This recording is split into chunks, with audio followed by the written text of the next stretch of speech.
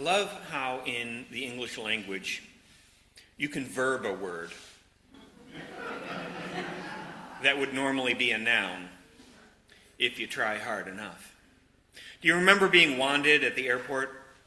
Or how you can friend me on social media? It's not a new phenomenon. I mean, we table discussion and pencil each other in, and you can, butter your toast while you voice your opinion on this. But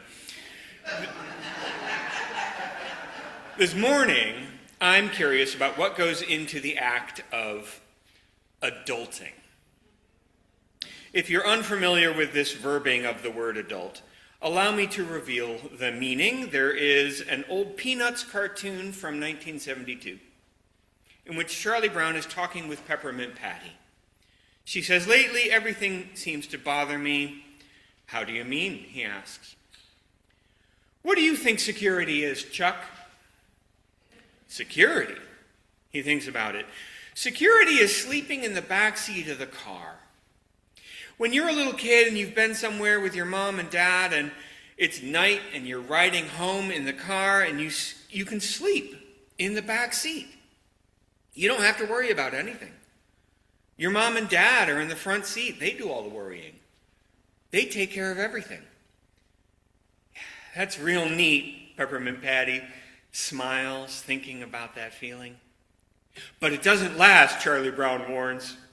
"Suddenly you're grown up and it can never be that way again. Suddenly it's over and you'll never get to sleep in the back seat again. Never." "Never?" she asks. "Absolutely never.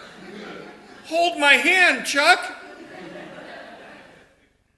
Classic comic strips. Mixture of light fun and some poignant social commentary. Adulting, according to Peanuts, means that you have to do all the worrying now. People might say, "I'm done adulting for the day," when they have had a particularly hard task that they had to do earlier. Adulting is about being responsible for doing all of the things that need to get done, usually unpleasant things like car repair and taxes and getting yourself to the dentist. All while the world around you feels like it's on fire.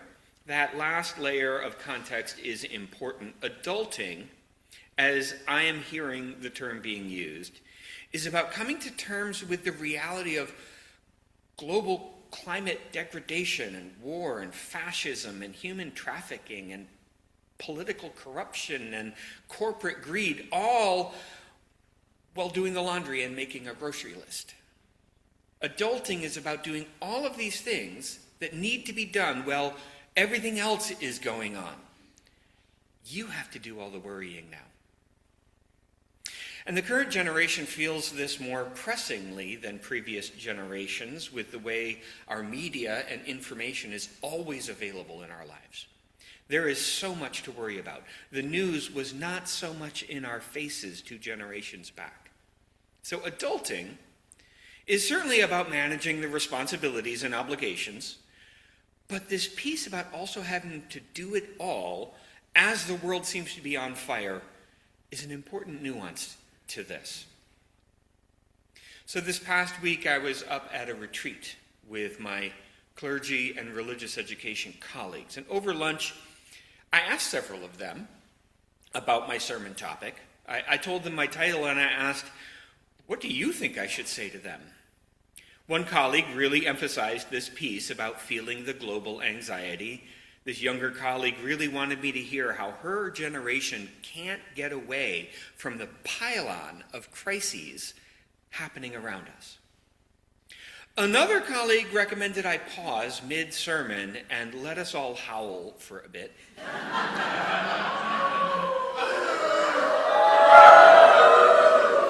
Because adulting is hard.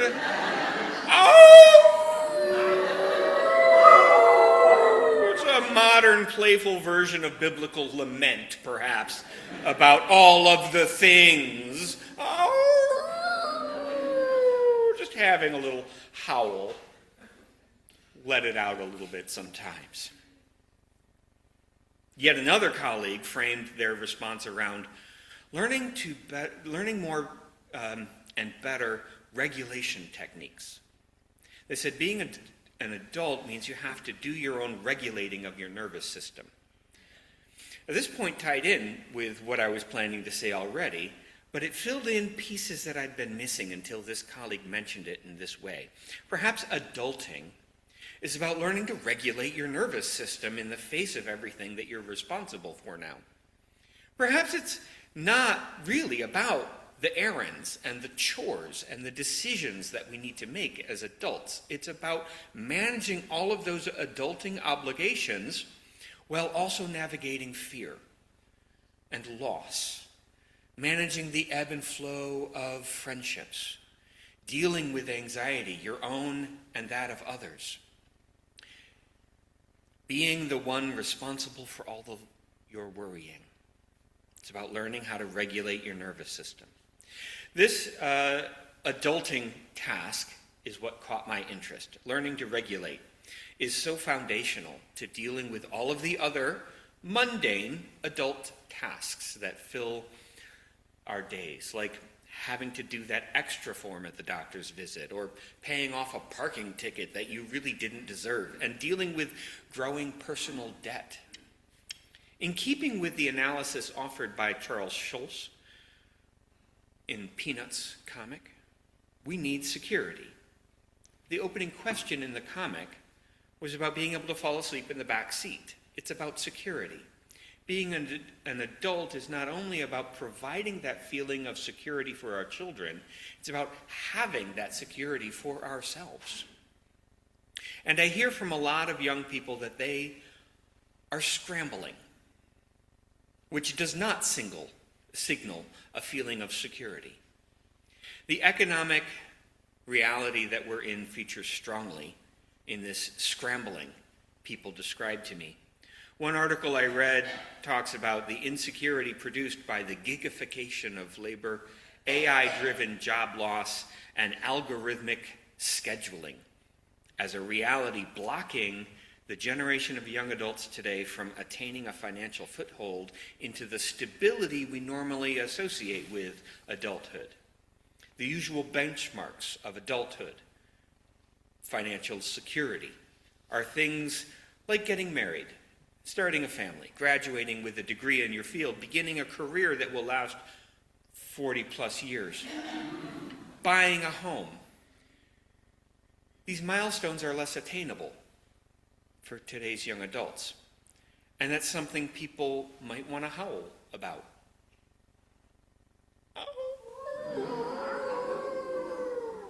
It's hard. It's hard to really feel like you've entered adulthood when you're still in that transitional space in your life.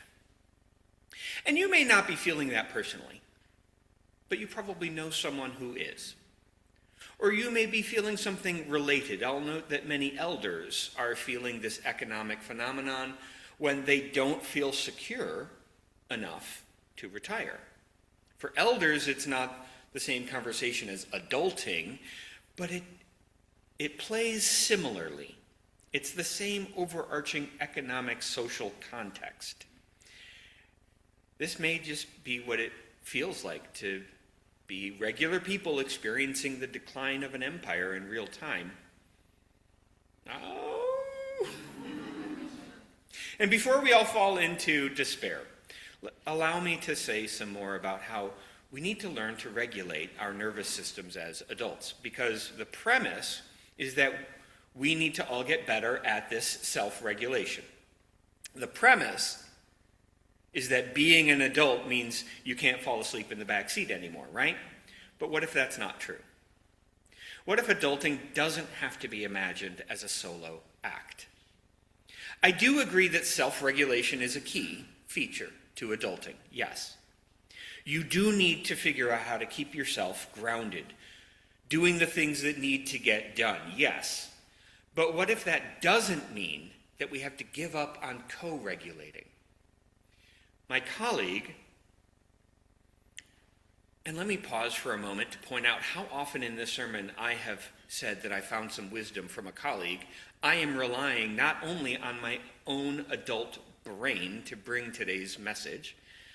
My colleague, George Tiger, shared this reflection recently on this point of regulating our nervous systems. He wrote, "Self-regulation is important, but co-regulation is imperative." Why is co-regulation so important? It creates safety before insight. It reduces threat and shame. It helps the body come out of survival mode. It teaches regulation through lived experience, not just instruction.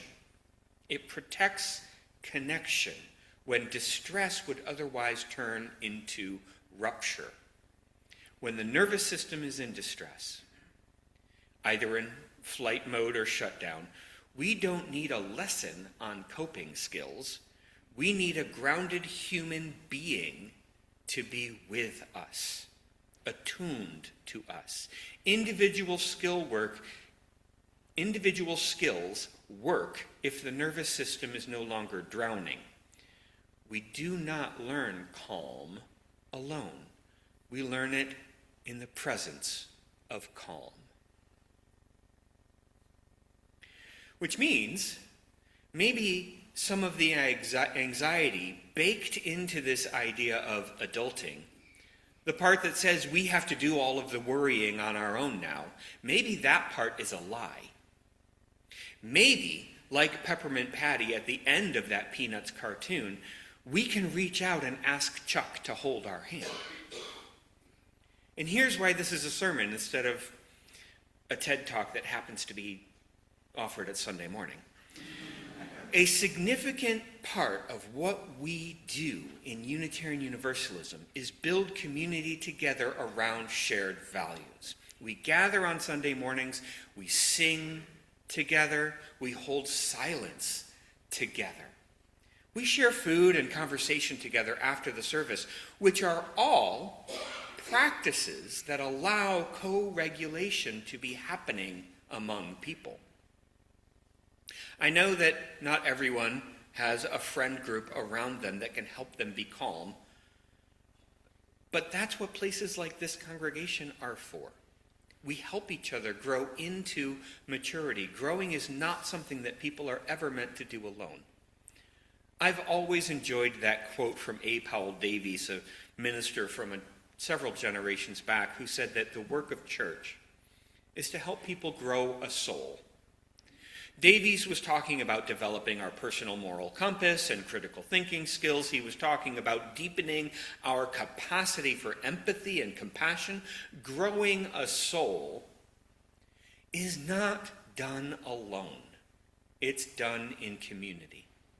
I suggest this is also what we need to do to make adulting easier. We need communities in which we can learn to be calm, in which we can co-regulate together in the face of the world's atrocities, in which we can at times carry each other, allow one another to sleep in the back seat for a little while.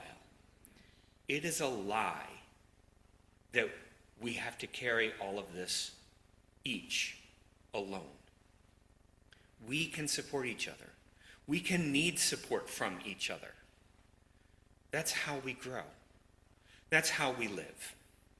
That's what it means to be a mature adult. We do this together. Hold my hand, Chuck.